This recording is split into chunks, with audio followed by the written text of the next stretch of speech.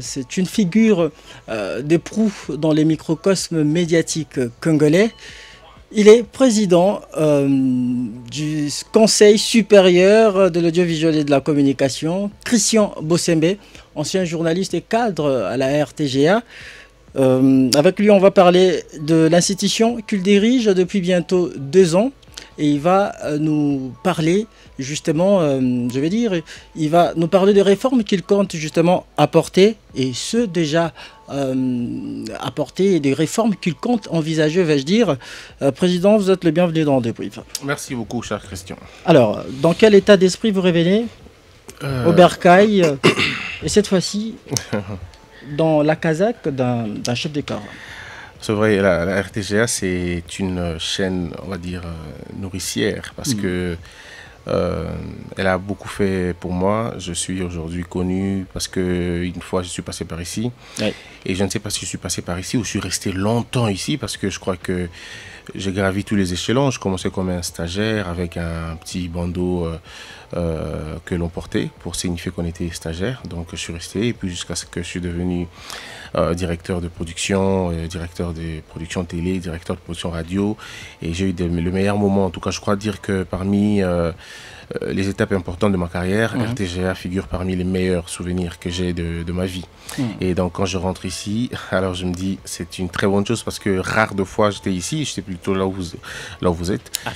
Et puis je présentais les émissions à peu près à 16h je crois, et j'avais le même réalisateur que vous. Donc quand je rentre ici, je vois la famille, je vois Pili Pereira, je vois Kadé, je vois tout le monde, je vois Kyodo, je vois Yannick Mahamba, il manque peut-être un gosse Marcela. Donc je connais la RTGA dans mon cœur et dans mon esprit, donc je connais. Je peux marcher ici les yeux fermés, dans toutes les portes j'entrerai, partout. Alors, vous allez lui poser toutes vos questions, et surtout cette question que se posent les communs de mortels. Est-ce que le CESAC est le levier du pouvoir utilisé pour justement museler ou dissuader les voix dissonantes? On va en parler dans cette émission, réalisée demain de maître par Yannick Mahamba, Florian Massamba, Pedi Pereira, mais également Fiestambo qui est à la régie télévision et derrière les images. C'est Fils qui est avec nous également. Alors, si vous voulez participer à l'émission, joignez-vous à nos 097 30 50 850, 097 30 50 850, c'est notre standard. Jusqu'à 17h, on débriefe l'actualité. RTGA. Alors, Président, on va vite pénétrer dans le cœur de notre émission d'aujourd'hui. Quels sont les rôles du CESAC réellement? Sanctionnés ou bien censurés? Alors c'est vrai que quand on arrive au CESAC, on trouve beaucoup de phénomènes. Le premier, c'est que les gens ne connaissent pas la loi, enfin disons, ils ne connaissent pas le CESAC. C'était une sorte de maison cachée, on ne le savait vraiment pas. Et quand on arrive, on essaie de mettre le projecteur sur le CESAC, et puis ça va dans tout le sens. Les gens ne le connaissent pas encore comme il faut, mais je crois que ce que les gens doivent retenir, le CESAC est une institution d'appui à la démocratie, qui a pour mission de rendre salubre l'espace médiatique, de contrôler, de réguler le contenu médiatique, et surtout le contenu sur tous les supports, si vous voulez, réseaux sociaux, Internet et ainsi de suite. Nous avons ça comme responsabilité. Mais en même temps, nous avons la responsabilité de garantir et de promouvoir la démocratie à travers la liberté d'expression. Ce qui fait que nous avons une responsabilité assez large, mais bon, après, quand les gens ne les connaissent pas, ils pensent que le CESAC, c'est une corporation de journalistes. Et vous entendez les gens dire, c'est ça que c'est le combat journaliste. C'est ça que c'est le combat journaliste, c'est ça que c'est vraiment, comme je vous le dis là, c'est une très grande boîte de création constitutionnelle avec pour but de réguler le contenu médiatique. Donc voilà, plus ou moins ça, si on arrive à le comprendre, et c'est déjà un très bon départ. Mais maintenant, le CESAC, il y a qu'on appelle ça, de hauts conseillers qui forment ce qu'on appelle l'assemblée plénière. Et puis on a un bureau qui est composé de 5 personnes, dont je suis le président. Et puis on a des organes au niveau provincial. Et puis nous avons un monitoring, un centre d'instruction. Ce sont nos déléviés qui permettent à ce que nous puissions bien faire les choses. Et puis vous avez le centre de la commission de normalisation. Elle aussi travaille dans le but de viabiliser les médias.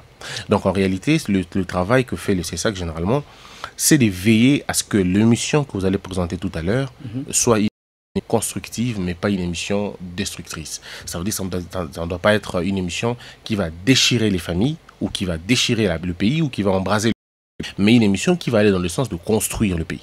Dans la contradiction, bien sûr, dans la diversité. Voilà, donc c'est plus ou moins ça. Alors, vous préconisez un projet que vous comptez mettre en place d'ici 2025, 2026. vous appelez 2026. Hein. Ouais. Vous appelez la salubrité médiatique. Que cela veut dire justement? Mais justement parce que le problème, notre plus grand problème malheureusement, c'est que nous trouvons une presse, je n'ai pas envie de dire paresseuse, parce que dans la presse, il y en a des gens sérieux, il y a des gens qui travaillent comme il faut, il y a des rédactions sérieuses, mais dans l'ensemble, vous voyez des journalistes qui ne font pas des gros efforts, ils ne font pas un travail important, ils ne fouillent pas, ils se limitent généralement aux petites informations ramassées sur les réseaux sociaux, mais on ne sent pas un travail de fond. Et donc, alors, dans ces conditions-là, lorsque le journaliste lui-même est sous-informé, ben, il va mal informer. Parce que le principe de la communication, c'est que lorsque vous êtes mal formé, vous allez déformer. Et c'est ainsi que nous disons, il faut régler cette question-là. Ça, c'est le premier élément. Le deuxième élément, vous avez la délinquance qu'il y a dans le réseau aujourd'hui, que ce soit dans les réseaux sociaux ou dans le média. C'est ici où vous voyez des journalistes en train de s'insulter littéralement, des journalistes en train de prendre position. Aujourd'hui, il n'y a plus de différence quand un journaliste parle à un politicien. On ne sait pas qui est politicien et qui est journaliste. Les journalistes appellent à la marche, les journalistes appellent à la descente sur terrain, les journalistes appellent à des choses qu'on ne pouvait pas imaginer. Il y en a même qui organisent des matinées politiques, des conférences, débats, et dans le seul but d'avoir des positions politiques. En ce moment-là, on se dit, mais est-ce qu'on est journaliste ou on est politicien? Et donc, dans tout ça, il faut à un moment donné rendre ce moment salubre. Parce que la télévision et la radio ne doivent pas être des instruments de destruction. Nous l'avons dit, un journaliste n'est pas un juge, il n'est pas un avocat. C'est un journaliste. Il donne l'information et ça s'arrête là. Il fait ses investigations et ça s'arrête là. Mais si le journaliste va dépasser son cadre de journaliste pour devenir une autre personne ou un autre, en ce moment-là, c'est ça qui intervient. Donc, jusqu'en 2026, nous sommes en train de travailler dans ces conditions-là. Et parmi ces projets, nous sommes en train de voir dans quelle mesure, en 2025, retirer le signal à plusieurs médias. Ça, je l'annonce ici chez vous, je l'ai dit plusieurs fois. Certains médias vont se réveiller en 2025, ils n'ont pas de signal. Et surtout parce qu'ils n'en auront pas, tout simplement parce qu'ils n'ont pas respecté toute une procédure de choses. Le signal appartient à l'État. Mais justement, nous sommes l'État. Oui. Les prises de position par les journalistes sont autorisées dans des analyses traduisant justement la réalité de fait. Oui, mais il faut une distance. Il faut une distance qui transpire la déontologie de votre métier. Lorsque vous êtes journaliste, vous avez une distance avec l'information, avec les faits. Vous ne parlez pas comme un politicien. Vous ne vous comportez pas comme un militant. Vous êtes journaliste et vous devez rester dans votre posture de journaliste. Et c'est tout ce qu'on demande aux journalistes. On ne leur demande pas grand-chose. Nous ne demandons pas aux journalistes de chanter matin, midi, soir le pouvoir. Non. Nous demandons aux journalistes de faire des critiques, de faire des analyses, de faire leur travail comme il se doit, c'est-à-dire en respectant la déontologie et l'éthique. Je ne vois pas pourquoi c'est difficile. Lorsque vous dites aux médecins, respectez votre déontologie et respectez votre éthique, les médecins ne se fâcheront pas. Mais pourquoi quand on demande à certains journalistes, parce que c'est pas tout, certains journalistes, pourquoi il y en a qui se fâchent? Parce que moi, je ne vois pas pourquoi on se fâcherait. Si on me demande à moi de respecter le code de bonne conduite de l'agent de l'État, ben, je ne refuserai pas, je comprendrai et puis je vais m'adapter. Mais c'est lorsqu'on pense qu'on est tout permis depuis un certain temps, c'est en ce moment-là qu'on doit dire non. Mais je dois le dire, c'est une petite poignée des journalistes qui ne comprennent pas. Encore, mais la majorité des journalistes, on n'a plus ce problème-là. Mais le CESAC interpelle les journalistes, le musicien et d'autres leaders d'opinion lorsqu'ils se méconduisent. Il le fait au même titre que la justice. On a vu Kofi l'artiste et musicien Koffi Olomide être interpellé et entendu par vous, par votre organe, les régulateurs. Quelles sont les limites du pouvoir du CESAC? Ici, il semble qu'il y a chevauchement des attributions entre le CESAC et la justice. Oui, généralement, quand les gens ne lisent pas, ça finit par des conclusions comme ça. Et je l'entends souvent et ça me fait rire. Les gens ne lisent, encore une fois, les gens ne lisent pas. Ils ne veulent pas lire. Pourtant, c'est très simple. Vous avez la loi qui organise le CESAC qui est sur Internet. Et c'est même gratuit. Donc, je crois qu'avec une petite lecture de 2 minutes, 3 minutes, on finit par une bonne conclusion. J'entends les gens dire que vous avez convoqué Koffi Olomide. Koffi Olomide avait été invité et non convoqué. Le terme a tout son pesant d'or. Quand on invite et quand on convoque, c'est deux choses différentes. Et quand on ne fait pas la nuance de ces choses, ben c'est très compliqué. Donc déjà, tout acteur qui passe à la télévision, qui utilise le média pour informer ou pour divertir, est susceptible d'être invité au CESAC pour expliquer un contenu. Ça, c'est dans notre cadre, c'est dans notre travail.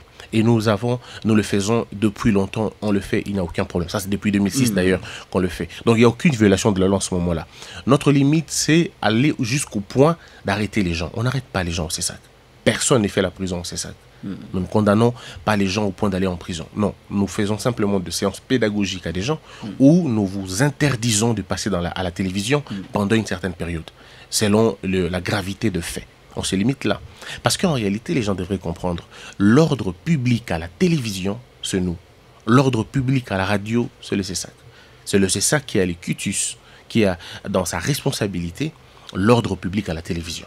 Lorsque vous dites des choses qui ne conviennent pas ou qui énervent la loi, c'est d'abord nous qui voyons ça, c'est nous qui le répertorions, et c'est nous qui mettons de l'ordre dans ces conditions-là. Mais cela n'empêche pas, ça ne lie pas le parquet. Le parquet peut aussi s'auto-saisir et agir indépendamment de nous.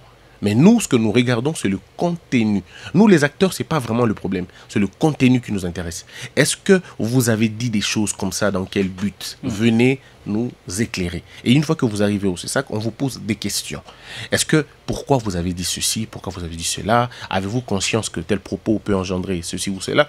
Une fois que vous vous défendez bien, dans le respect de la loi, dans le respect du droit de défense, on dit, ok, ben écoutez, allez-y. C'était le cas avec Koffi Olomide. Vous avez vu même après son interview, disons après son audition, Koffi Olomide s'est exprimé. Il a parlé, il a dit, ben écoutez, je savais, il y avait plus de peur que de mal. J'ai parlé aux gens, au secrétaire d'instruction, ils m'ont fait comprendre qu'il y avait ceci ou cela, tel grief, et tout, puis il est rentré chez lui à la maison. Aucune sanction, aucune interdiction, aucune observation. Et dans cette émission, il y a aussi un caractère pédagogique, comme vous le savez. Ceux qui nous suivent, ils profiteront de cette occasion de votre présence à la RTGA pour justement débroussailler certaines zones d'ombre. Alors, où en êtes-vous avec la formation des journalistes sur l'éthique et la déontologie? Nous continuons à le faire depuis que je suis au CESAC. Je crois qu'on a organisé 4 ou 5 séances comme ça. C'est quand même un record parce qu'on est là il y a seulement 2 ans. Donc je crois qu'on a même... Aujourd'hui c'est le 40e déjà. Le 14. Nous avons été... c'est demain qu'on aura 2 ans officiellement depuis qu'on a été désigné. Ça sera le 15 si je ne me trompe pas. Donc voilà. Nous essayons de le faire. On a fait déjà 5 séances d'encadrement et même des séances pédagogiques. Je rappelle encore que pendant la période électorale, on a eu 3 ou 4 séances comme ça. Et en dehors de ça, je crois avoir organisé, nous croyons avoir organisé, si vous le voulez, plusieurs séances dans plusieurs hôtels de Kinshasa. On a été au Grand Hôtel 3 fois, on a été au Fleuve Congo 2 fois, donc c'est dans le même but. Alors, vous me rappelez ici qu'on a constaté que le CESAC n'était plus ressenti que pendant la période électorale. Non, la période électorale était une période particulière. La période électorale était une période particulière parce que nous nous félicitons d'ailleurs que ça sera le seul moment où les choses se sont passées dans le calme.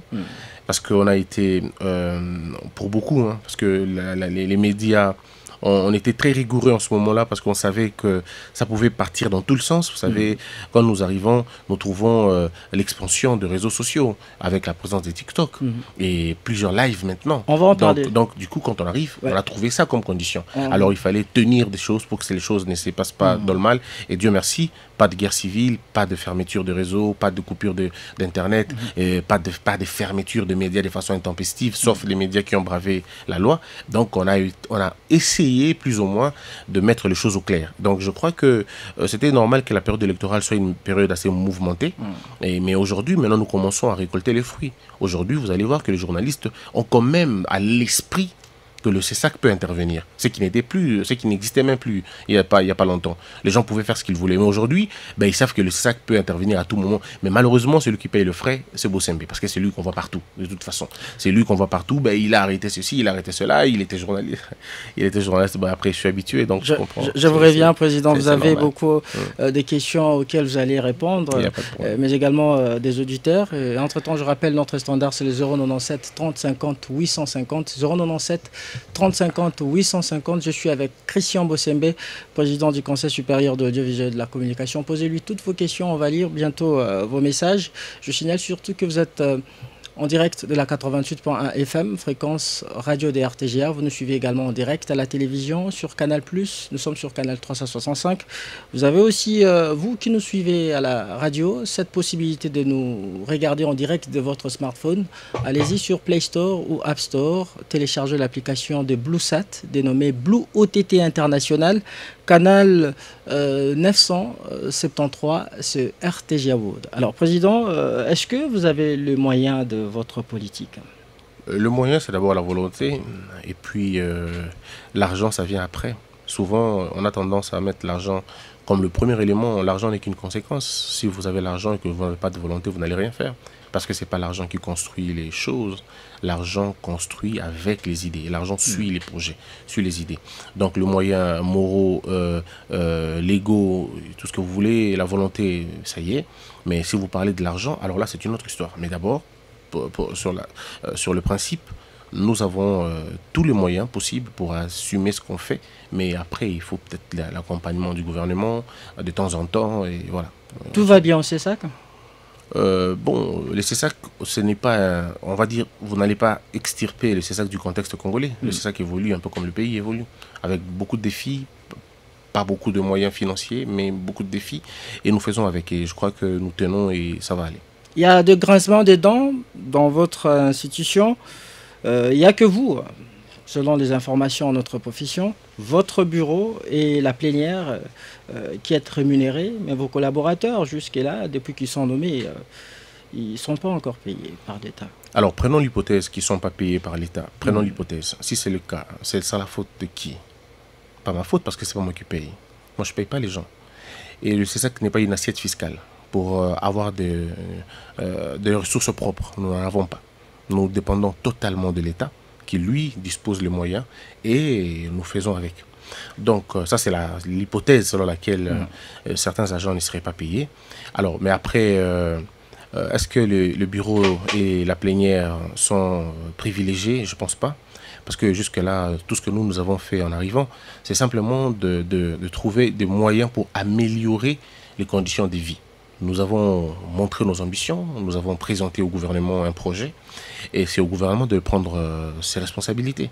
Donc si jamais il y a des gens qui ne sont pas payés, ça ne sera pas la faute du bureau ou de la plénière, mais plutôt du gouvernement. Et moi, en tant que chef de corps, ce n'est ni les lieux, ni l'endroit pour me plaindre. Je ne fais pas partie de ceux qui se plaignent à la télévision. Je pense que s'il y a des soucis, je sais qui je dois voir et comment on va résoudre le problème. Le président n'est pas aussi plaintif. Est-ce pour autant qu'il ne doit pas aussi se mobiliser pour donner solution au problème de ses collaborateurs? C'est ce que nous faisons tous les jours. Mais comme vous le savez, donc, je ne peux pas faire au-delà de ce que je fais déjà.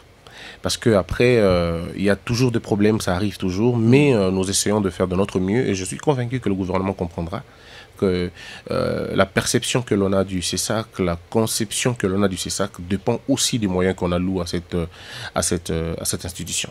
Ce sont des Congolais, les régulateurs, vos collaborateurs, ils nous suivent, ils sont nombreux en ce moment même.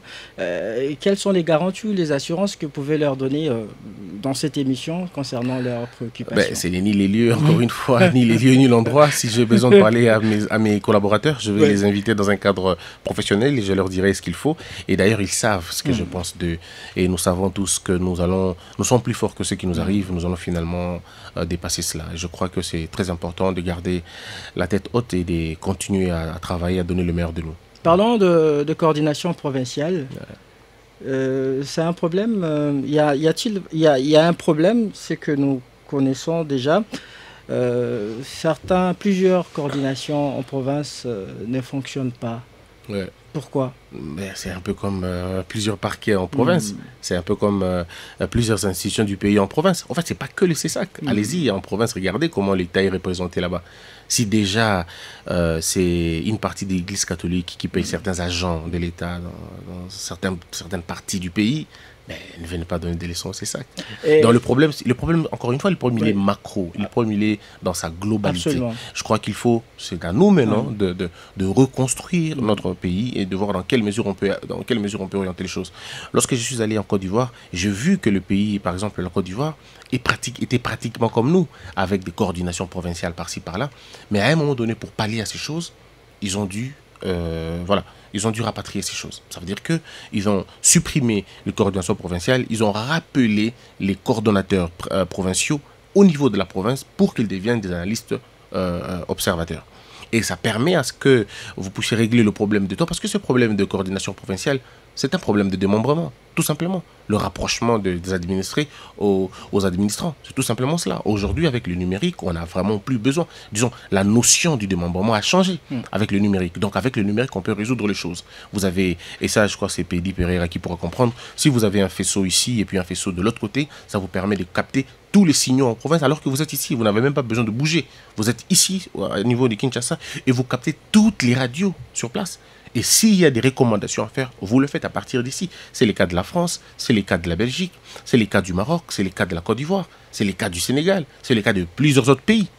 Donc c'est aussi la question qu'on se pose, pourquoi on ne va pas changer notre loi pour le faire?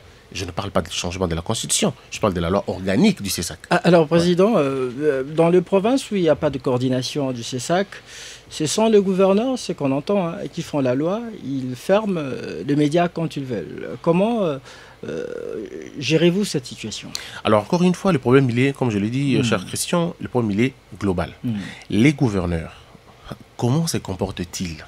Mais parce que vous êtes à qui, cher Christian? Faites un tour en province. Moi, j'ai grandi en province. Les gouverneurs sont des rois là-bas. C'est des rois de lait. Ils sont des rois de lait. Ils marchent sur la loi. Ils font ce qu'ils veulent. Ils ferment des radios matin, midi, soir. Et ça n'a pas commencé aujourd'hui. Voilà pourquoi nous disons qu'il faut renforcer ce cadre de concertation entre l'institution CESAC et les provinces. Parce qu'il faudrait que les radios en province bénéficient de la même liberté que les radios ici. Mais ce que je peux vous dire déjà, depuis que nous sommes au CESAC, il faut le dire, plusieurs médias connaissent une certaine liberté en province. Mais alors, parce que les gouverneurs savent qu'il y a un président du CESAC, voilà, donc si vous allez en l'encontre, si nous apprenons qu'un média a été fermé, le gouverneur, il est tout de suite rapidement rappelé, quoi. On le rappelle, on dit au gouverneur, vous n'êtes pas le président, vous n'êtes même si vous étiez le président, vous n'allez pas marcher au-dessus de la loi. Et ça, c'est ce qu'on essaie de faire. Donc, en province, on a ce problème-là. Mais un autre problème, c'est encore une fois un problème de planification. En fait, le CESAC, c'était 11 coordinations. Non, 10 coordinations, plus Kinshasa, ça faisait 11 coordinations. Déjà avec les 10 coordinations à l'époque, avant qu'on arrive au CESAC, déjà avec les 10 coordinations, ils avaient du mal à nouer les deux bouts du mois. Il y avait des coordinations qui n'avaient pas de locaux, qui n'avaient pas de bâtiments. D'ailleurs, même ici, au niveau central, on a des problèmes. Alors, à partir de quel moment vous allez basculer des 10 que vous n'arrivez pas à entretenir à 26? À un moment donné, on se dit, mais c'est quoi ce saut dans le vide? C'est exactement avec le démembrement. Vous avez 11 provinces que vous n'arrivez pas à administrer convenablement, et un matin vous vous réveillez, bon, c'est 26 provinces maintenant.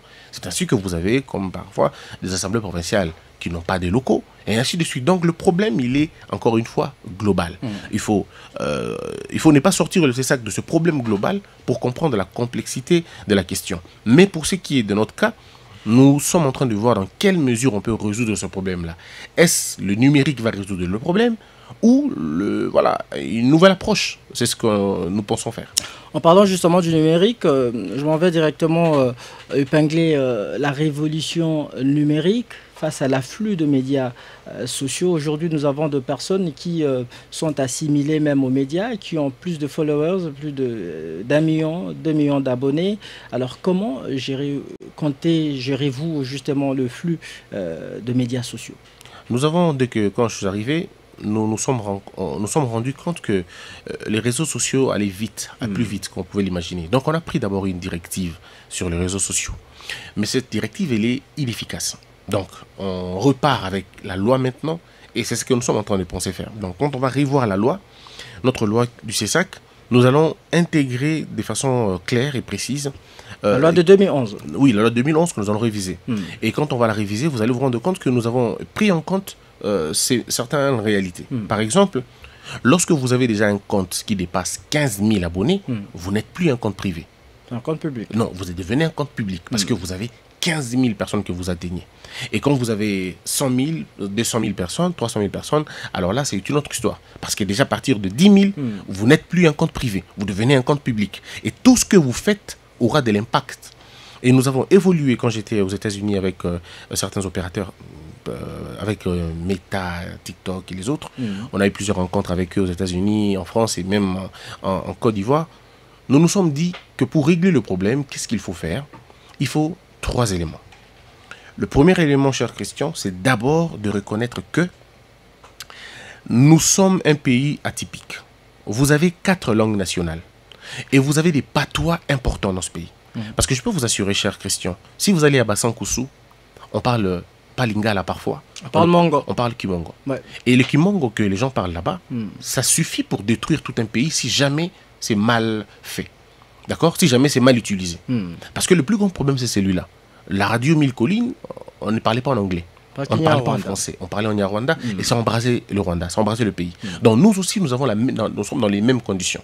Et ce que nous avons dit à TikTok, c'est que nous allons travailler. On a dit à TikTok, on a dit à Meta et nous avons dit à Twitter la même chose. Nous leur avons dit, écoutez, nous allons vous donner un lexique de mots-clés que vous allez devoir programmer dans votre médiation. Lorsqu'un Congolais va citer ce mot-là, ça doit cliquer en rouge pour que ça puisse vous aider à comprendre le contexte dans lequel ce mot-là a été employé. Et c'est ça qu'on va régler le problème finalement. C'est pourquoi vous allez voir que certains médias, comme je l'ai dit, certains comptes TikTok vont être tout simplement désactivés. Désactivés d'eux-mêmes parce qu'à un moment donné, quand vous aurez accumulé des choses, on ne va plus vous laisser passer. Nous avons demandé à TikTok et Facebook et Twitter de supprimer les comptes de tous ces terroristes comme Nanga et tous ces affidés. Nous l'avons déjà dit. Donc, probablement en 2025, oui, en 2025 tout au début, ou tout, je ne sais pas comment le temps que ça prendra, parce qu'après c'est la technique, nous leur avons demandé de déconnecter tous les comptes qui font la promotion et l'apologie de la guerre, et l'apologie de la rébellion, l'apologie de tout ce que M. Nang est en train de faire. Et ça, TikTok nous l'a rassuré. Parce qu'en réalité, ce n'est pas nous qui perdons. C'est nous qui devons donner le conseil à l'État. Si le jour où nous allons estimer que TikTok ne suit pas nos consignes, Meta ne suit pas nos consignes, on va demander au gouvernement de supprimer TikTok, de supprimer, disons, de bannir TikTok chez nous, de bannir Meta chez nous. On a banni Twitter au Brésil par un seul juge de la Cour constitutionnelle. Donc on peut faire ça aussi chez nous. Donc tout est question de voir ce que nous voulons. Donc voilà les 2 éléments que l'on a pris en compte. Mais aussi la délinquance sur les réseaux sociaux. Nous avons demandé à TikTok de revoir sa politique de médiation. Parce que c'est là où il y a les problèmes. On a dit à TikTok, nos enfants sont exposés. Parce que les algorithmes que vous utilisez en Chine, au Japon, ne sont pas les mêmes algorithmes que nous utilisons ici. Ici, un enfant de 8 ans peut avoir TikTok. En Chine, impossible. Un enfant de 8 ans n'a pas TikTok. Il ne peut même pas. Parce qu'il ne peut pas s'enregistrer comme adulte. Ce n'est pas possible. Il suffit qu'il entre son nom, ça rentre dans la base des données, ça renvoie qu'il a menti. Mais ici, chez nous, on vous dit, ben écoutez, vous pouvez ouvrir TikTok comme vous voulez. Et n'importe qui, même un enfant de 4 ans ou de 5 ans, il suffit qu'il sache utiliser le téléphone, il ouvre un compte. C'est inadmissible. Et nous leur avons dit, ça ne se passera plus comme ça. Vous avez du pain sur la planche. Oui, mais c'est à vous de faire, c'est à vous de décider. Et donc, nous décidons d'en faire le pain pour manger. D'ici 2026, vous nous rassurez tout de même que vous aurez le total contrôle sur les comptes publics des réseaux sociaux.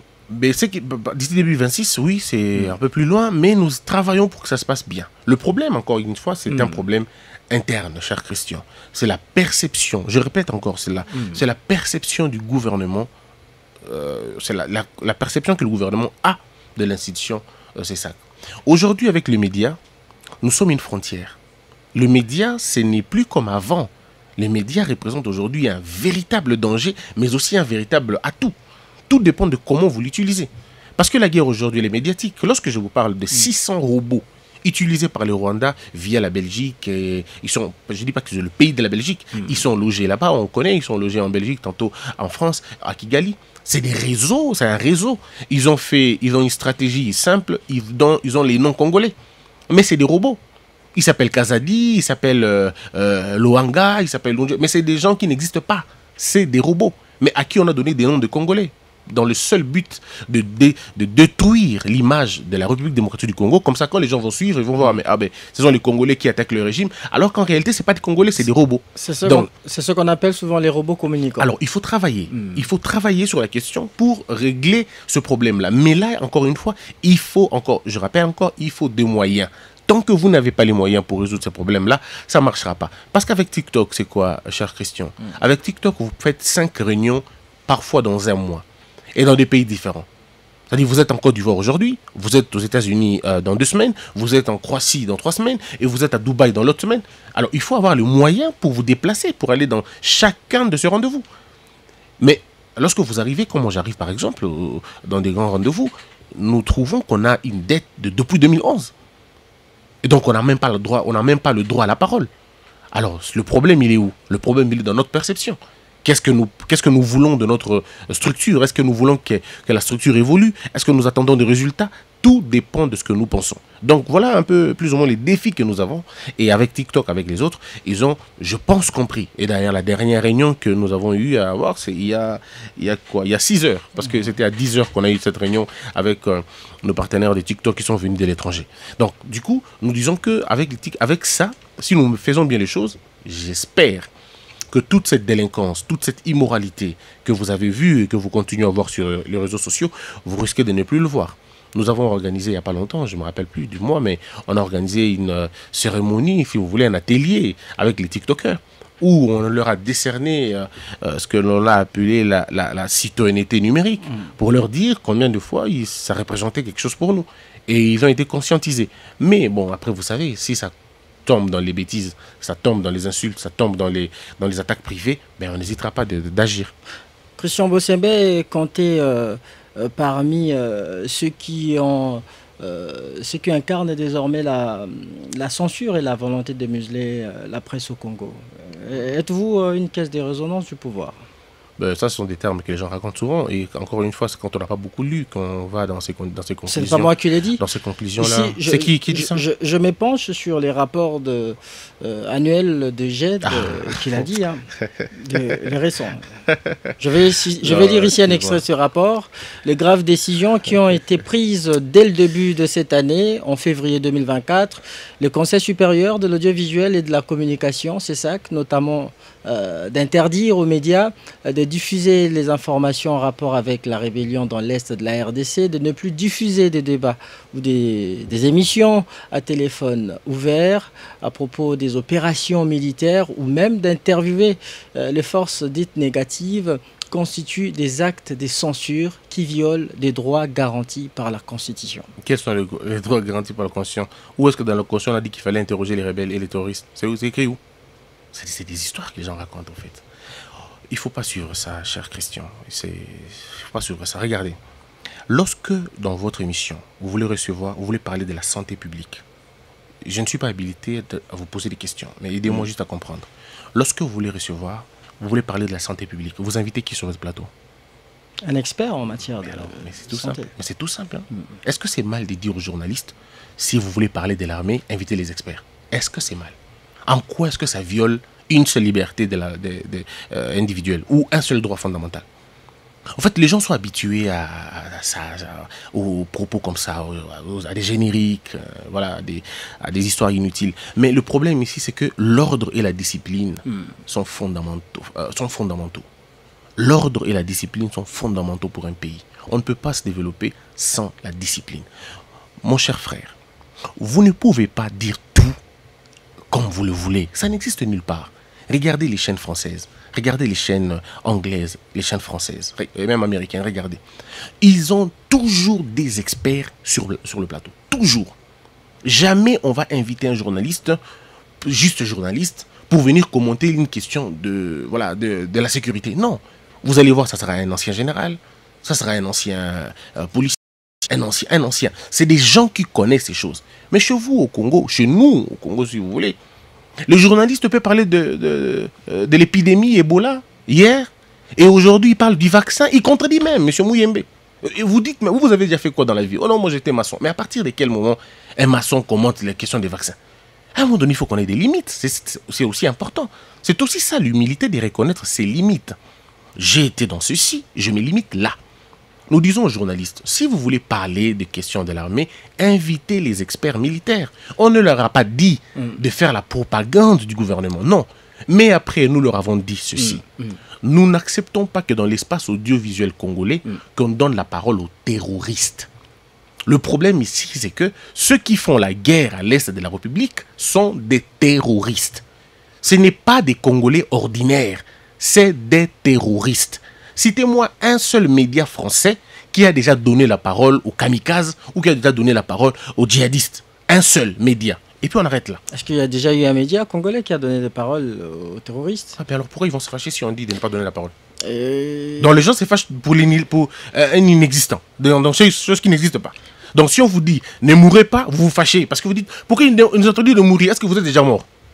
Mais je ne comprends pas. Pourquoi les gens se fâchent pour des choses qu'ils n'ont pas encore expérimentées? Il semble que votre décision avait propension à interdire le média à ne pas parler de conquête, soit de la progression de l'ennemi qui gagne du terrain de plus en plus. Mais mon cher frère, revenons sur ce qu'on dit là. Donc vous pensez qu'on est dans un état et nous allons laisser des journalistes ou des gens parler des exploits des terroristes? Donc, revenons dans un contexte simple. Donc, dans votre maison, vous accepterez que votre enfant parle de comment on a violé votre fille. Et il parle librement. Et il discute même de ça. Vous allez trouver ça normal? Vous allez dire non, ça suffit, on n'en parle pas. Nous faisons un effort de détruire, d'arrêter cette propension-là. Vous êtes ancien journaliste, vous savez pertinemment bien. La crédibilité d'un journaliste est fonction de sa neutralité, de son objectivité. Ben oui, mais dites ça en France alors. Dites ça en France, dites ça aux États-Unis, dites ça en Russie. Pourquoi ça doit être appliqué ici chez nous et pas chez les autres? Non, le problème est ailleurs. Le problème, c'est que nous disons dans un État, les restrictions sont imminentes dans un État en guerre. Lorsque l'Amérique était dérangée, on a sorti ce qu'on appelle le Patriot Act. Aujourd'hui même, la loi permet aux gens, la loi nous vous autorise de marcher, votre liberté, et ainsi de suite. Mais pourquoi lorsqu'il y a l'état des sièges, on restreint votre liberté? Mais c'est circonstanciel. Nous disons seulement pendant cette période-là, nous ne voulons pas que vous puissiez donner la parole aux terroristes. Mais informez si vous pouvez. Informez, mais dans vos informations, basez-vous sur les rapports des experts. Parce que si vous ne savez pas, si vous ne vous basez pas sur le propos des experts, vous risquez de déformer les gens. Et quand on parle expert, les gens pensent que quand on dit expert, on parle des membres du gouvernement. Non. Un expert ne peut pas forcément être membre du gouvernement. Un expert peut même être opposant. Un expert peut même être quelqu'un que vous connaissez, qui n'aime pas le pouvoir. Mais c'est un expert. Quand il parle, il a la légitimité de la question. On n'a pas demandé aux journalistes d'aller chercher des gens qui vont parler, chanter la gloire du pouvoir. Non. Vous savez, le GED, dans l'esprit du communiqué de ce rapport de GED, c'est justement que la liberté d'opinion et des pensées est consacrée par la Constitution. Oui, mais qui a violé ça? Mais lorsque vous orientez le travail des journalistes. Ah, donc il faut laisser les journalistes faire ce qu'ils veulent. C'est ça la liberté. Donc on laisse les journalistes faire ce qu'ils veulent. Donc comme vous êtes là, vous pouvez commencer à raconter ce que vous voulez. Donc, vous pouvez prendre votre téléphone, vous appelez Nanga, dit Oguzombo comme colonie, Oguzombo lobby. Et ça passe à la télé, à la radio. Et ça, c'est la liberté. C'est ça. Donc, la liberté d'un journaliste, c'est de dire, par exemple, tel a volé, Moutona Ibaki, Sony. Donc, ça, c'est aussi le travail des journalistes. Non, le problème, c'est que le problème, il est ailleurs.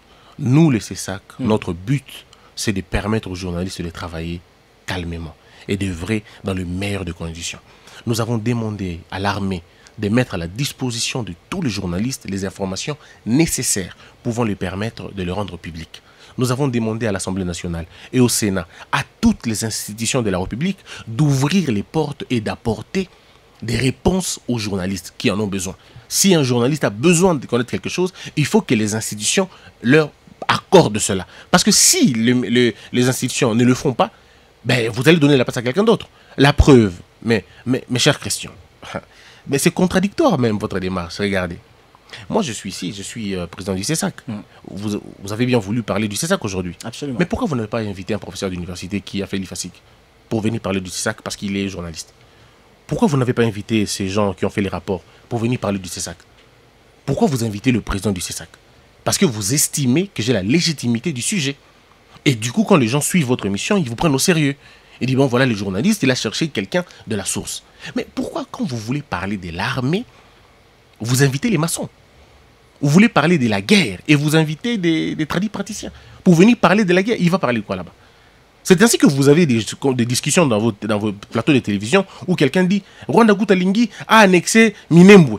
Mais quand vous prenez la carte, vous regardez là où se trouve Rwanda, là où se trouve Minembwe, vous dites mais ça c'est la sorcellerie à la fin. Donc ça dit que les gens racontent des histoires parce qu'on ne se cultive pas. Et on est dans un pays où on connaît tout. C'est ça le problème, les nyonsologues. Ces gens peuvent dire tout sauf ce qu'ils doivent dire en réalité. Et c'est là notre combat. Les journalistes qui font bien leur travail, on n'a pas de problème. Je les applaudis tous les jours. Mais ceux qui ne font pas leur travail, les fake newsers, ceux qui sont dans le buzz tous les jours, alors on dit non. Ceux qui sont dans les attaques personnelles, ceux qui sont dans la dépravation de mœurs, ça on dit non. Ceux qui s'insultent à la longueur des journées, ben alors dites-moi, comment un journaliste peut se mettre à insulter un musicien comme si lui il était musicien? Ben, à un moment donné, il faut choisir son truc. Mais un autre élément, oui. Vos grilles des programmes, c'est ce qui m'étonne aussi. Je veux qu'on en parle d'ailleurs. Oui, maintenant. la grille des programmes des journalistes. Oui. Vous savez, c'est parce qu'on est seulement un peu clément, bon, on laisse tomber, on laisse passer certaines choses. Si nous devons être rigoureux, on n'en aura pas plus de 5 médias au Congo. Je crois Est-ce que vous savez que les chaînes au Congo, dans la plupart des cas, les émissions n'ont pas d'heure de début et n'ont pas d'heure de fin. Tout dépend de l'humeur du journaliste ces jours-là et du technicien. Je crois que... Ça dit tout dépend de ceux qui s'entendent. Il dit même, si quelqu'un m'a dit 10 minutes, mon boy, là, mettons vite fait. Mais vous nous avez communiqué au CESAC. Vous avez dit votre émission commence à 15h et s'arrête à 17h. Mais à 17h15, votre émission fait quoi encore? Alors, Président, Christian Bosembe, là, vous m'avez d'ailleurs, vous avez anticipé ma question. Oui. Je voulais dire qu'on vous traite un peu de complaisant face à... En ce qui concerne la rigueur, vous avez parlé ici de contenu des médias. Vous semblez complaisant face à certains programmes très suivis qui n'ont pas de cahier des charges. Comme quel programme? Je ne suis pas ici pour citer des programmes. Si on pouvait nous donner un seul programme, je vous dirais quoi? C'est peut-être mieux. Mais la grande question, est-ce que vous êtes sûr que votre émission est connue? C'est ça, votre émission que vous présentez là. Vous êtes sûr que si je demande à mes services de me trouver la grille de programme et tout ça, on trouvera? Est-ce que vous êtes sûr qu'on trouvera que ça commence exactement à 15h combien déjà? 15h40, 17h. Ah oui, on débrief. Est-ce que je comprends? Est-ce qu'on aura ça? Est-ce que vous avez signalé que votre émission est à téléphone ouvert? Parce que c'est ça aussi le problème. Non, c'est pas à téléphone ouvert, c'est avec le message. Je signale, depuis que nous présentons cette émission et de tous les journalistes, nous n'avions jamais connu d'ennui. Nous sommes suivis et même par le service, on nous passe au peine fin et seulement que nous faisons des Attention, chère Christian. Et même le CESAC également. Attention, chère Christian. Ce n'est pas parce qu'on n'arrête pas un voleur qu'il n'est pas voleur. C'est peut-être parce que les policiers sont distraits. Les jours on l'arrêtera. Donc ne vous en faites pas sur la question. Donc je vous dis tout simplement que certains médias fonctionnent en dehors de la loi. Eux-mêmes. Bon, banaki l'émission bandit, émission bandit. Et puis bon, ça commence. Bon, banaki l'émission sous qui le loi. Mais franchement, à un moment donné, il faut qu'il y ait des limites. Vous avez dit vous savez, si nous devons suivre ça à la loupe, On ne gardera pas beaucoup de médias. Les cahiers des charges que vous avez donnés au ministère de la Communication, vous avez promis de respecter. Je ne parle pas de vous, hein, pas, RTG, je parle des médias en général. Vous avez promis 12% de la culture. 12% de la culture. Ou 15% de la culture. Mais quand nous venons regardez maintenant. Non, on verra qu'il y a peut-être 2% seulement. Mais écoutez, toutes les émissions sont les mêmes. Vous commencez tous avec les chansons chrétiennes le matin, tous. Un peu comme si la nation était en train de prier. Tout le monde, ce sont les émissions, les chansons chrétiennes. Les chansons chrétiennes. Après, émission matinale, tout le monde, émission matinale. Après, les émissions politiques commencent. Vous avez des chaînes qui ont plus de 7 émissions politiques. À un moment donné, même le Parlement n'a pas autant de sessions parlementaires. Une chaîne qui a près de 7 émissions politiques. Et vous parlez de la même chose. Entre-temps, le contenu, vous en faites quoi? L'éducation est où? Les documentaires éducatifs. Il y a des sujets importants sur l'intelligence artificielle, vous le savez. Ça arrive aujourd'hui en grande pompe. Il faut former nos enfants par rapport à cela. Beaucoup de métiers vont fermer. L'IA est en train de faire fuir beaucoup de métiers. Le caméraman, les comptables, les avocats, les médecins. Beaucoup de métiers sont en danger à cause de l'IA. Mais pourquoi les médias ne seraient-ils pas en train de travailler pour préparer l'opinion à cela? On a beaucoup de choses. Une fois, je vous raconte une histoire, cher Christian, si vous me permettez. Je rencontre un monsieur qui est directeur de programme dans une chaîne de télévision. Alors, on l'a accusé pour dire, écoutez, vous diffusez des choses, vous diffusez des contenus illicites. Parce que ça aussi, c'est dans notre problème, le piratage. La piraterie, pardon. Beaucoup de chaînes de télévision sont dans la piraterie ou dans le piratage. À ciel ouvert. Ils diffusent des chansons, ils diffusent des films, ils diffusent des programmes qui ne leur appartiennent pas. Et ça, c'est ça que devrait en principe se saisir de cela. Mais imaginez-vous si je me mets à le faire. Est-ce que Christian sera vraiment en vie? Vous voyez combien ça va se passer? Donc, regardez. Alors, maintenant, je dis aux messieurs, mais on vous accuse parce que vous avez diffusé un documentaire sur le pygmée. D'accord? Alors, je dis à messieurs, écoutez, les pygmées, ils sont où? Les pygmées sont au Bandundu. Dans le Bandundu, ils sont à l'Équateur, ils sont un peu partout. Donc, avec $150, vous payez un billet, aller-retour, ça fait 300. Donc, avec un petit budget de $700, vous avez un documentaire fait. Un documentaire complet. Parce que ce ne sont pas les caméramans qui vous manquent. Vous avez Pedi Pereira, vous avez Kyodo, vous avez des gens qui peuvent faire ce boulot. Mais c'est justement donner le moyen, peut-être $700, peut-être $1000. Ils vont aller faire. Ils font. Et puis avec la capacité des Congolais, comme quelqu'un me disait, un Congolais, quand il va faire le documentaire de la nourriture, ne vous en faites pas, il fera le documentaire des maisons aussi, en même temps. Donc, ça dit que vous avez une base de données importante, vous amenez, vous faites vos propres documentaires originaux. Et peut-être que ces grandes maisons de production peuvent les acheter. Mais le problème, c'est d'un côté l'ambition, et de l'autre côté, vous avez aussi un problème de l'État, ça c'est vrai, la subvention. Parce que l'État devrait subventionner les médias. Mais c'est ça notre programme de 2025. Nous avons demandé à l'État de subventionner les médias. Mais quels médias? Pas tous les médias. RTGA, je ne parle pas de vous parce que je viens d'ici. Mais je dis par exemple RTGA. Mais RTGA, c'est tout un complexe. Vous avez des maisons, vous avez un personnel, ainsi de suite. Vous avez un programme, vous avez tout ce qu'il y a comme média, vous avez tout pour être un média constitutif. Mais vous allez rivaliser avec un laptopeur. Un monsieur qui n'a que son ordinateur comme télévision. Et lui aussi, il a un média. Et lorsque vous appelez les patrons de médias, il vient aussi. Et puis il s'assoit, et puis il prend même parole. Mais il engage combien de personnes? 0. Qu'est-ce qu'il fait lui? Il fait la musique du matin au soir. Et des films de piratage. Alors, lorsque maintenant un annonceur veut vous avoir, vous, RTGA, il vous demande qu'est-ce que vous pouvez, vous dites à cet annonceur, moi c'est $15 000 le mois, ben l'annonceur va chez monsieur, c'est ce monsieur de laptop qui ne demandera pas grand-chose. Le monsieur dit, écoute, je peux diffuser ta publicité, mais donne-moi $200. Et l'annonceur va chez ce monsieur-là, chez ce monsieur de $200. Donc, pour que vous puissiez travailler convenablement, il faut que l'on commence d'abord à retirer les signaux de ce monsieur-là de $200. Parce que lui, il n'a pas d'exigence. Il ne fait absolument rien. Et pour laisser des médias comme vous vivre, il faut que les petits médias qui n'ont pas de référence, qui ne respectent aucune procédure, qui n'ont aucune existence légale, il faut que ces médias-là commencent à être retirés. Et c'est ça notre travail qu'on est en train de faire. Alors, est-ce que ce n'est pas ambitieux cela? Est-ce que ce n'est pas un moyen d'applaudir en disant, en tout cas, M. Bossembe, vivez même longtemps? Mais au lieu de faire ça, ben, les gens...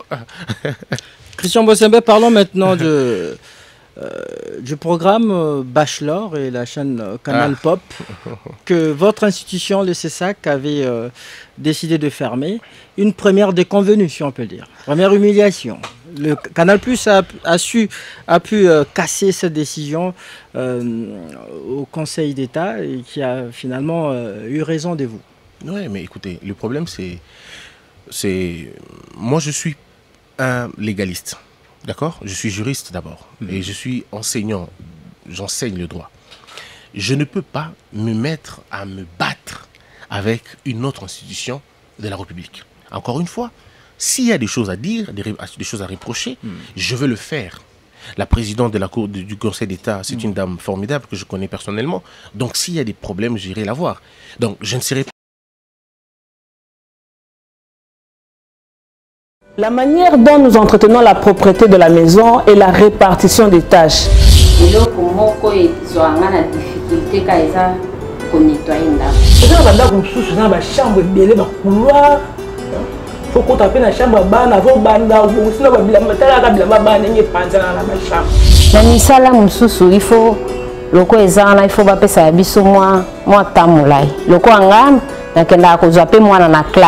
nalamukaka 4 heures pona okabula misala nangati ekomi 12 heures juste nake kozwa mwana.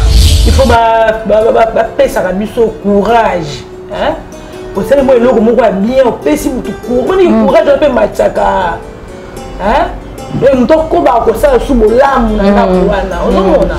Comment confier les tâches à nos personnels domestiques de manière à ce qu'ils ne s'épuisent pas? Conscience de suspendre Bachelor. Mais si la chaîne, pardon, la boîte estime que bon, ils veulent aller en référé, ben c'est tout à fait logique. C'est même ça l'exercice démocratique.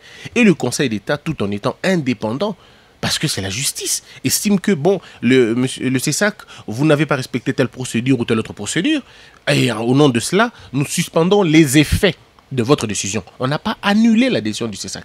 On a suspendu les effets de la décision. Parce que c'est ça aussi le principe du référé liberté. Les référés liberté, c'est justement pour permettre à un requérant de bénéficier de la plénitude de ce droit lorsqu'il estime qu'un de ce droit a été dérangé. Ça a été le cas. Donc, est-ce que vous voulez que je vienne me fâcher à la télé? Non. Selon Canal+, ce n'était pas de sa faute. C'est plutôt les abonnés qui devraient bien prendre soin de faire usage de code parental. Est-ce que vous n'avez pas tenu compte de tous ces facteurs avant de prendre votre décision? Non, mais c'est totalement faux. Totalement faux. Est-ce que cette chaîne, quand vous l'ouvrez, on vous propose le code parental? C'est free. Quand vous l'ouvrez, c'est fini. Vous êtes directement en accès. Au contraire, on aurait pu demander d'ailleurs à Canal+, pour dire non, c'est à vous de mettre le code parental déjà à partir de chez vous là-bas. Comme ça, les parents vont avoir la responsabilité de coder, s'ils peuvent coder. Ça, ils ne l'ont pas fait. Deuxième élément, cher Christian, un enfant de 12 ans français n'est pas un enfant de 12 ans congolais. Donc, ce qu'eux disent, la signalétique, qui disent moins de 12 ans, moins de 13 ans, c'est par rapport à leur culture, à eux, pas à notre culture, à nous. Si la France estime que leurs enfants de 8 ans, de 9 ans peuvent voir les femmes en sous-vêtements, nous estimons que nos enfants de 9 ans et de 12 ans ne peuvent pas voir ces choses-là.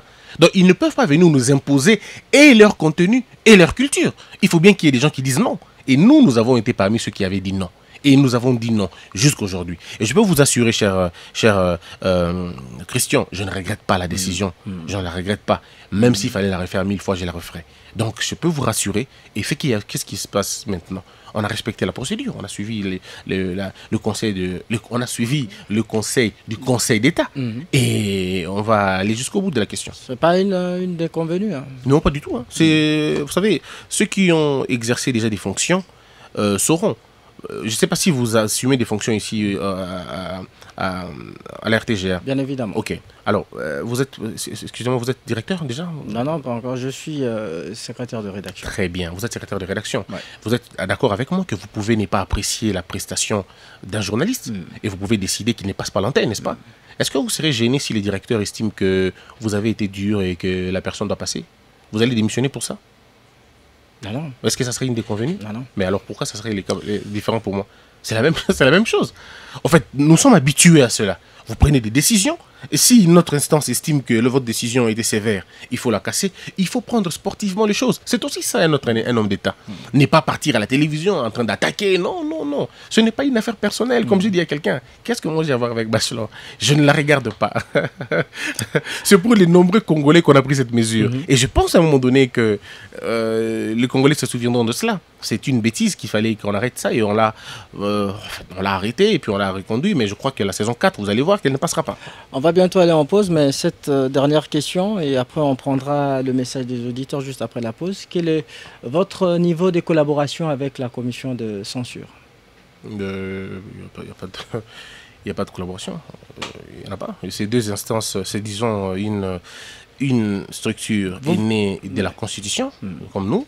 Et puis, voilà, une autre est née d'un décret dans un contexte dictatorial. Ce n'est pas la même chose. Vous êtes une institution de la République, d'appui à la grande démocratie. institution. Il n'y a que deux qui sont nés de la Constitution.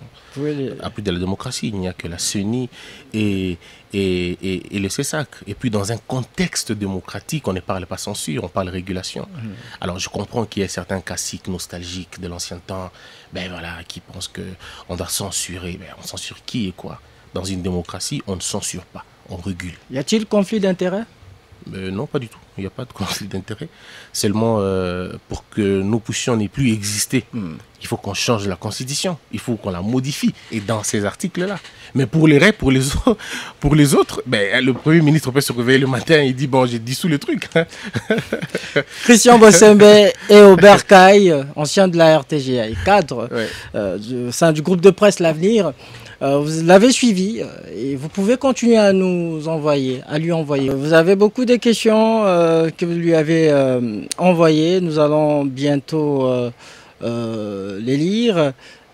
Sinon, je crois que nous passons déjà à la lecture de ces messages pour les vider. On y reviendra incessamment pour poursuivre la lecture. On va commencer avec cet auditeur qui nous dit « Bonjour ma radio, je vous suis maintenant l'émission. » C'est son message. Bonjour ma radio, pourquoi votre président est trop dur avec le chaîne proche de l'opposition? CML13 ne fonctionne pas, pourquoi? Non, en tout cas, le message est non signé. Non, en tout cas, CML13, je ne sais pas si elle ne fonctionne pas, pourquoi, mais ça n'a rien à voir avec c'est ça qu'elle a été sanctionnée à un moment donné, mais il y a très longtemps, ça fait quoi, une année ou une année et demie. Et on l'avait déjà, la sanction était élevée. Et je pense que... Nous avons des confrères au sein de CML13. Je ne pense pas que ce média ne fonctionne pas. Je crois que ça fonctionne. Donc on n'a pas de, ils n'ont pas de problème chez nous, non, pas du tout, même pas un peu. D'accord. Bonjour, en débrief. Première question. Que pense le président du CESAC par rapport au scandale de la vidéo semi-pornographique diffusée lors des états généraux de la justice? Des deux, dit au conseiller, dit-lui de conseiller le président de la République de s'occuper aux besoins prioritaires du peuple que de changer la Constitution, car au fur et à mesure, vous voulez dire, le peuple s'éloigne de lui et haït sa bande. Christophe Ebando depuis Okatanga. Comment répondez-vous? Déjà, la première question, vous avez vu une petite séquence des vidéos diffusées pendant les travaux des états généraux de la justice. Ça j'ai vu, mais je ne sais pas dans quel contexte cela a été fait. Peut-être, je crois que d'une manière ou d'une autre, ça reste quand même maladroit, parce que vous n'avez pas besoin de rappeler la bêtise, puisqu'une bêtise a été commise. Avec les mots, ça suffit pour parler de cela. On n'a pas besoin de diffuser la même chose. C'est pas parce qu'on a violé des gens que vous allez amener des acteurs pour qu'ils violent, comme ça on verra qu'on a violé. Avec les mots, on peut dire ce que l'on pense. Donc, je crois que c'était diffusé sur demande du président de la commission de censure, je n'entre pas dans qui voulait justement étayer ses propos, ses explications sur des vidéos qu'il fallait nécessairement censurer. La question, cher Christian, faut-il être trompé pour savoir qu'il pleut? On n'en a pas besoin. Avec les mots, c'est suffisant, on peut comprendre. Ouais. Donc, alors, mais la question de M. Christophe, c'est aussi quand même... Moi, je ne suis pas le conseil du président pour lui parler de la Constitution. C'est pas moi. Mon rôle, c'est de veiller sur les médias. Ouais. Bonjour RTGA, l'article 24 de la Constitution donne le droit à l'information et à la liberté de penser.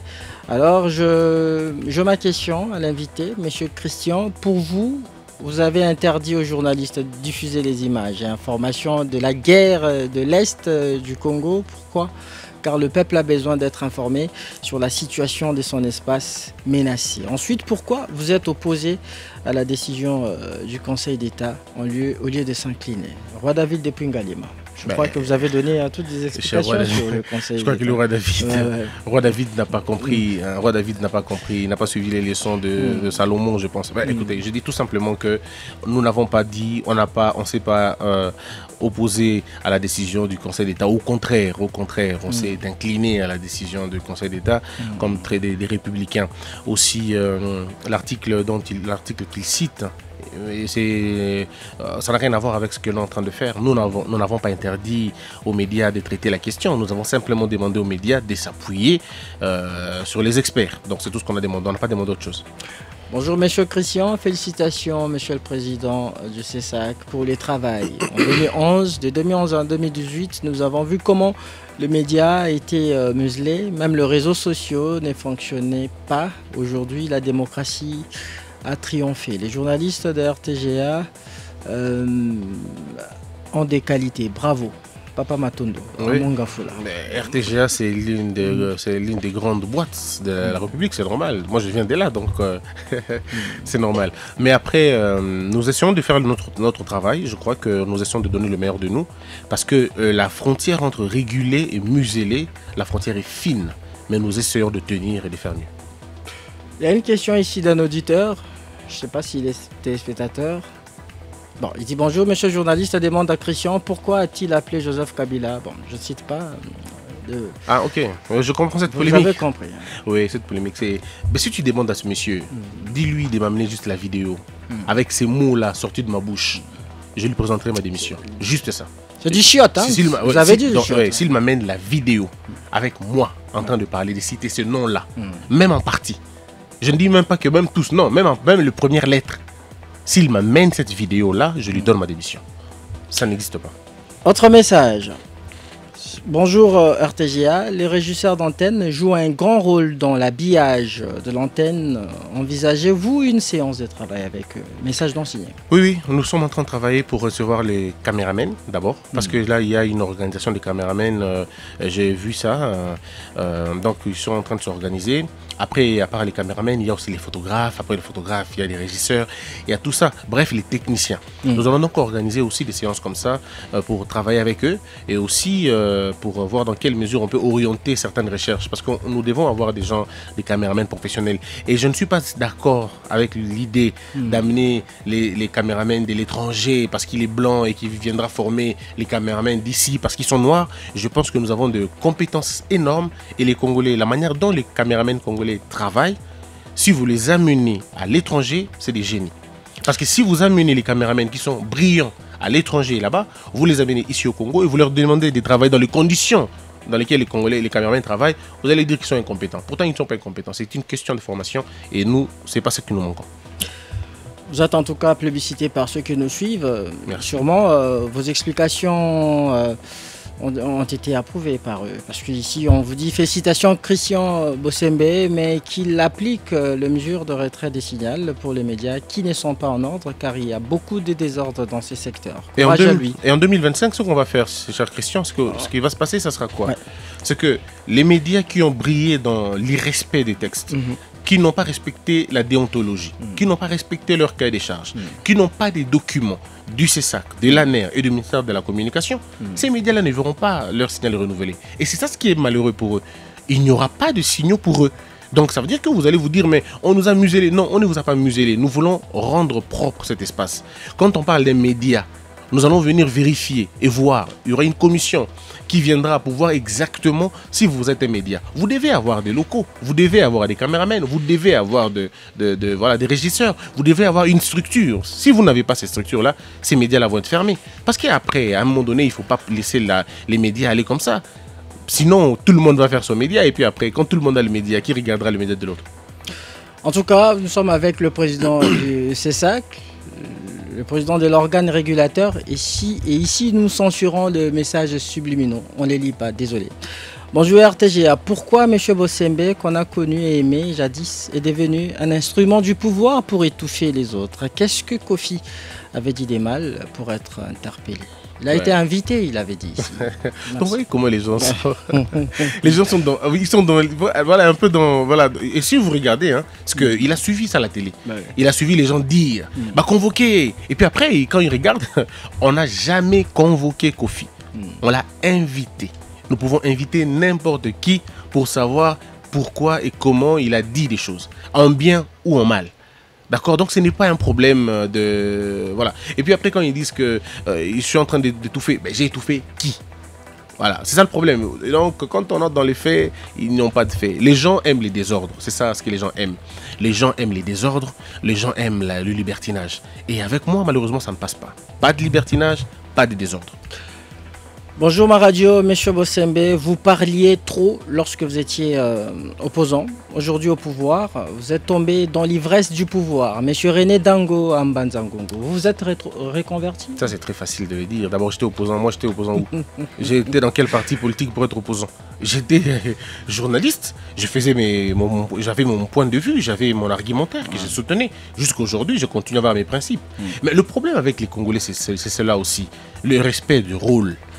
Lorsque vous êtes joueur et que vous devenez coach, ne demandez pas à Zidane de marquer un but. C'est un entraîneur maintenant. Il ne va pas marquer un but. Ce n'est pas parce que Cristiano Ronaldo est fatigué dans le terrain que vous allez demander à Zidane d'entrer et marquer le but. Non. Mon rôle n'est plus de marquer des buts si j'ai marqué avant. Mon rôle maintenant, c'est de voir comment les jeux est joué et d'orienter les gens. Alors, je ne comprends pas. J'ai jamais été opposant, moi. J'étais un journaliste, j'avais des positions. Et mes positions, jusqu'à aujourd'hui, je continue à les garder. Seulement, je suis dans un rôle qui m'interdit de m'exprimer dans les mêmes contextes et dans, le même, voilà, dans la même teneur. Donc, si aujourd'hui, ma fonction s'arrêtait, ou arrivait à s'arrêter, j'aurais le droit de réserve. Malheureusement, c'est à vie. Parce que si la fonction du CESAC s'arrête aujourd'hui, je resterai le chef de corps à vie. Nous sommes tous dans la loi de... Le CESAC peut censurer la RTNC qui ne diffuse que les informations proches du pouvoir. Je vais vous dire un élément, peut-être que les gens ne savent pas. Chers frères, vous pouvez vérifier. Nous sommes pendant la période électorale. Le chef de l'État, je suis surpris de voir que le chef de l'État fait un direct à la télévision, RTNC, d'accord? Il fait son discours à la télé et tout, pendant la période électorale, alors qu'on avait déjà décidé que tous les politiciens auront le même droit d'antenne. J'ai appelé la DG de la RTNC. Je lui ai dit, madame, est-ce que le traitement que vous avez réservé au président de la République, vous allez le réserver à tous les candidats présidents? Et on a discuté avec madame la DG de la RTNC. Et on s'est convenu, je lui ai dit, madame, tous les politiciens, candidats présidents, qui demanderont le direct, il faut donner le direct à tous ces gens-là. Mais qu'ils payent de la même manière que le chef de l'État a payé. Et c'est comme ça. Mais les gens ne le savent pas. Et moi, j'ai demandé à tous les politiciens, je les ai même invités au Congo Fleuve Hotel. Je leur ai dit, si vous avez des reportages, parce qu'on avait décidé, je crois que c'était 7, ou je vais me tromper du nombre, de reportages qui devraient être diffusés à la RTNC gratuitement. Je dis à tous les... C'était combien? Je sais pas, 26 quelque chose. Je dis à tous les candidats, si vous avez de blocage au niveau de la RTNC, signalez le CESAC. Votre documentaire va passer ou votre reportage va passer. Cher Christian, vous savez qu'est-ce qui s'est passé? Aucun opposant n'a appelé pour réclamer que mon reportage doit passer. Donc à un moment donné, le problème, ce n'est plus... Il y a ceux qui s'étaient désintéressés justement de cette initiative que vous aviez mise en place. Oui, justement, parce qu'on a trop de préjugés. Le problème, c'est ça.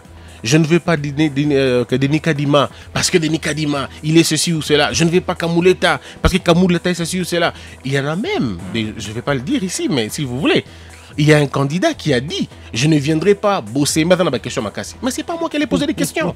Je suis président d'une institution. C'est des journalistes qu'on avait présentés à la face du monde. C'est eux qui allaient poser des questions. Donc vous voyez, à un moment donné, certains politiciens, je crois qu'il y en a qui regrettent aujourd'hui, qui... au lieu de participer à cette belle, cet exercice démocratique qui était plutôt bien, ils allaient offrir aux Congolais leur capacité à y de voir les choses, mais malheureusement, ils ne l'ont pas fait. Donc, le problème, ce n'était pas nous. Je vous ai parlé de cet exemple pour vous montrer combien on a mis tout le monde sur le même pied d'égalité. Et d'ailleurs, vous savez, le fauteuil qu'on avait utilisé pour le débat contradictoire entre le président, le chef de l'État a pris la même chaise. Et on n'a même pas ajouté même un petit coussin de confort. Non, c'était la même chaise. Pas parce que nous l'avons imposé, non, parce que nous avons fait comprendre et nous avons eu la chance d'avoir un président démocrate qui a compris les jeux. Il s'est lui-même déplacé, il est venu à la RTNC, il a répondu aux questions. Lui aussi ne connaissait pas les journalistes, comme c'était la règle. aucun invité ne connaissait les journalistes et posait la question aux journalistes. Aucun journaliste ne connaissait celui qu'il va interviewer. En tant que candidat. En tant que candidat. Donc, vous voyez qu'on a été, été plus ou moins voilà, donc, équitable. Bonjour, cher Christian Moses. Je voudrais juste demander au président du CESAC pourquoi certains de ses collaborateurs affichent leur penchant partisan sur certaines plateformes ou réseaux sociaux pour telle ou telle autre personnalité politique, publique, musicienne. Cela n'est-il pas contre les règles de votre institution? Boris Borandaye depuis Gombe. Cher Boris, je regrette beaucoup pour cette situation. J'ai appris aussi que certains agents du CESAC s'expriment de façon délibérée sur des questions politiques et ils prennent position. Non, c'est très malsain pour un régulateur. Le régulateur de son point de vue. Voilà, j'ai passé plus d'1 heure avec vous ici. Je n'ai pas donné mon point de vue sur une question quelconque. Donc je pense que c'est ça l'attitude d'un régulateur. Et si vous connaissez des régulateurs comme ça qui le font, excusez-moi, faites-nous parvenir des noms comme ça et on va les sanctionner. Merci beaucoup de la perspicacité de M. Christian Bosembe. C'est un gendarme qui recadre les journalistes qui manquent du professionnalisme dans leur métier. Gédéon Kassindoué depuis Mpassa. Merci, cher Gédéon. Bonjour RTGA, pourquoi le CESAC est toujours clément, il voulait dire, face aux médias pro-pouvoir? Thierry Amongafoula. Mais que Thierry nous dise le média de l'opposition que nous avons sanctionné fortement et qu'il nous dise aussi le média du pouvoir que nous avons envers qui on a été clément. Il faut rappeler que vous avez sanctionné à Samel 13, mais également la chaîne de Peter Tchani. Oui, oui. Mais parce qu'ils sont... Il y en a 2 ou plus les médias pro-opposition. Ah, c'est des médias pro-opposition. Je ne savais pas, moi je pensais que c'était des médias tout simplement. Donc, vous m'informez maintenant que c'était des médias pro-opposition. Moi je ne le savais pas. Je savais que c'était des médias tout simplement, des journalistes professionnels qui respectent leur travail. Mais si vous me dites que c'était des médias pro-opposition... c'est ce que disent le commun de mortels. Ah, ben... Ici il fallait peut-être dire à haute voix, c'est que pensez notre auditeur. Non, c'est pas vous, hein, c'est que vous lisez. Ouais. Alors donc là, les auditeurs nous ont révélé quand même que c'est des médias de l'opposition. Alors je crois que l'opposition ne devrait pas avoir des médias. L'opposition c'est un parti politique, c'est un camp politique, ça doit rester dans la politique. Mais tous les médias qui ont été dans ces choses-là, on les a sanctionnés. Il y a des médias qui se réclament proches du pouvoir ou proches de l'opposition. Ça dépend de ce qu'ils font. Non, mais il y en a partout, hein. Même aux États-Unis, il y a des médias pro-républicains et pro-démocrates. Ce ne sont pas des médias de l'opposition, ils sont proches de... Bonjour, monsieur Christian Bosembe, le jeune de la ville de Likassi sont fiers de vous. Vous êtes compétent et sage pour mener à bon port le CESAC. C'est l'héros à Likassi. Merci beaucoup. Merci. On va lire le dernier message. Il y en a plein qui affluent notre standard, peut-être les 2 derniers. Il y a l'auditeur qui dit bonjour RTGA, un long message que je vais vite écourter. Je me nomme Roger Minami Christian depuis Goma, au Nord Kivu. Tout d'abord, je voudrais remercier monsieur le président du CESAC pour les travaux abattus depuis son ascension au CESAC. Ma question est de savoir pourquoi est-ce qu'il y a actuellement une sorte de guéguerre entre les journalistes, surtout ceux-là qui s'alignent derrière tel ou tel autre politicien et qui ne respectent plus leur partialité en tant que journalistes, surtout sur les réseaux sociaux.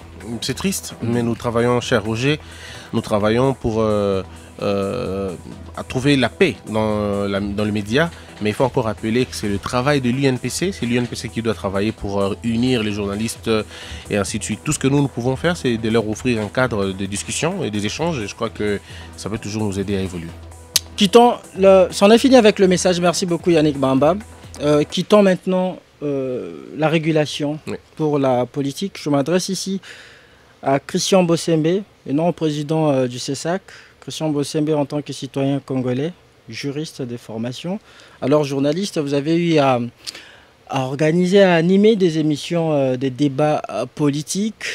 Alors cette question qui défraye la chronique actuellement sur la révision ou les changements de la Constitution. Quel est votre point de vue? Et on va terminer par là. Je suis président du CESAC. Mon point de vue, c'est de réguler les médias afin que les gens travaillent dans de bonnes conditions, que ceux qui ont des idées puissent le donner librement et que ceux qui n'en ont pas, qui puissent suivre les autres. Et mon travail, c'est aussi, mon point de vue, c'est aussi de permettre à ce qu'il n'y ait pas une tolérance à la télévision. Ceux qui pensent qu'il faut réviser la Constitution sont libres de donner leur point de vue. Ceux qui pensent qu'il ne faut pas le faire sont aussi libres de donner leur point de vue. Et nous, au niveau du CESAC, on n'a pas de point de vue. Notre point de vue, c'est du moment où tout le monde est d'accord sur une même question, nous, ça nous va. Changer la constitution, c'est aussi changer les règles du jeu démocratique. Le plus important pour nous, je crois que c'est de changer la mentalité, d'appliquer la tolérance. Il faudrait écouter les autres, les uns et les autres. Donc il faudrait écouter les uns, écouter les autres pour que le Congo devienne un pays prospère. Vous étiez nombreux à nous suivre ici à Kinshasa, en province et en dehors de nos frontières. Merci de votre fidélité à la RTGA. Vous nous avez suivis à la radio comme à la télévision. Et je m'en vais directement remercier cette grande équipe qui a concouru à la réalisation de l'émission, mais également Henri Ebondo et Simon Kabamba. Simon Kabamba qui m'a aidé surtout à préparer cette émission que vous allez tout à l'heure suivre en rediffusion à 22h30 heure de Kinshasa et 23h30, bien évidemment sur la 88.1 FM. Vous nous suivez à Goma sur 87.5, ce sera 23h30 dans la partie orientale du pays. On se retrouve très prochainement pour un nouveau numéro d'En Débrief. Sinon, monsieur le chef de corps, monsieur le président, c'était un grand honneur pour nous de vous voir revenir au Bercail et de répondre favorablement à notre invitation. Merci Christian, c'était un grand honneur. J'ai rencontré la famille, j'ai aimé de revoir encore pour la plupart sont mes amis, donc du coup je sais pas, le président est resté dehors en tout cas ici, on est vraiment entre nous, donc ça me fait un grand plaisir. C'était une autre ambiance avant et après l'émission. Ça me fait un grand plaisir de le voir, ça me fait un grand plaisir de vous voir. Monsieur Simon, c'est un grand frère avec qui on a évolué pendant très longtemps. Henri, la même chose. Donc, c'est un grand honneur. Je reviendrai à tout moment que vous aurez besoin de moi. Merci. Ne vous en faites pas. Merci de votre disponibilité, monsieur le président. Le plaisir était pour moi. On se retrouve prochainement pour un nouveau